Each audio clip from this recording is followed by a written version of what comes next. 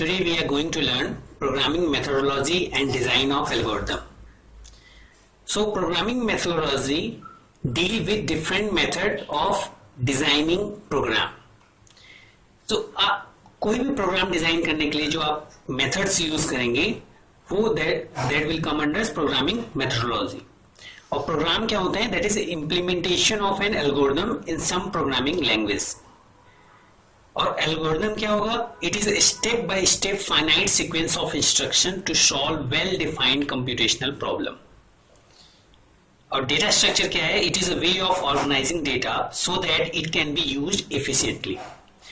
सो किसी भी प्रॉब्लम के लिए अगर आपको उसका प्रोग्राम डिजाइन करना है तो आपको क्या करना है? उसका एक एल्गोरिथम बनाना पड़ेगा, एक मैथमेटिकल मॉडल बनाना पड़ेगा और उसका एक फॉर्मल लैंग्वेज में आप एल्गोरिथम बना सकते हैं और उसके बाद आप प्रोग्राम उसका डिजाइन कर सकते हैं.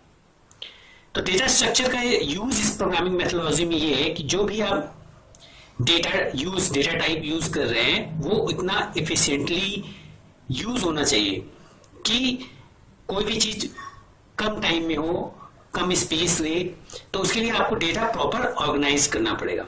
तो that comes under data structure.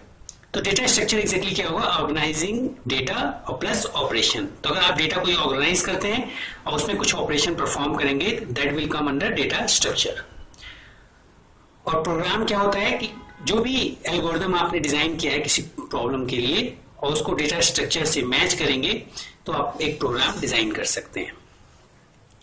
तो steps, there are 3 steps through which you can design an algorithm for a program.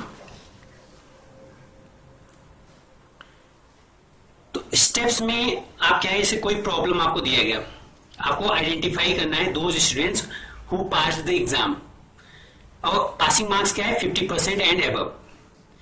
तो इसके लिए स्टेप्स क्या है? पहले आपको एक मैथमेटिकल मॉडल प्रिपेयर करना पड़ेगा कि जो भी इनपुट डेटा है उसको 50 से कंपैरिजन करना है.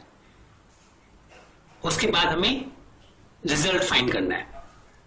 तो ये मैथमेटिकल मॉडल को आप कन्वर्ट करते हो एक फॉर्मल लैंग्वेजेस में. तो ये फॉर्मल लैंग्वेज और सूडो लैंग्वेजेस हैं. तो इसको जैसे स्टेप्स में ये मेंशन मैंने किया है तो ये एज अ नोन हो जाते हैं एल्गोरिथम. और इस एल्गोरिथम को सेट ऑफ स्टेप्स हैं, ये फाइनाइट सेट ऑफ स्टेप्स हैं to solve a particular problem. इसको जब हम किसी लैंग्वेज में कन्वर्ट करते हैं तो कोई भी लैंग्वेज हम ले सकते हैं इसके लिए. जैसे सी में अगर आप देखें तो उसमें आपको इंक्लूड करना पड़ेगा हेडर फाइल्स.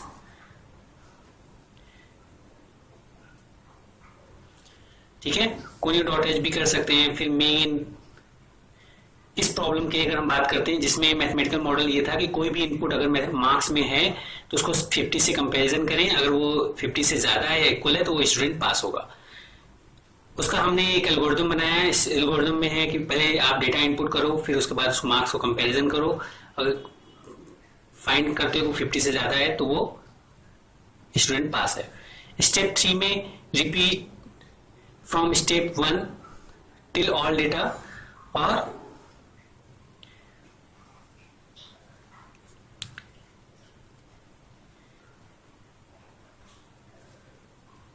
ठीक है, तो और स्टेप 4 एंड अगर डेटा एंड हो जाता है तो सारे डेटा आप मार्क्स को कैलकुलेट कर लेते हैं सारे स्टूडेंट्स का तो आप एंड कर सकते हो.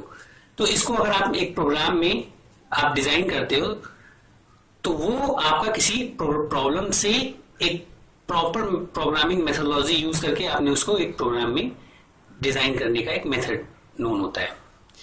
So this is the basic for the programming methodology and design of algorithm, and these terminology will be used in the further lectures.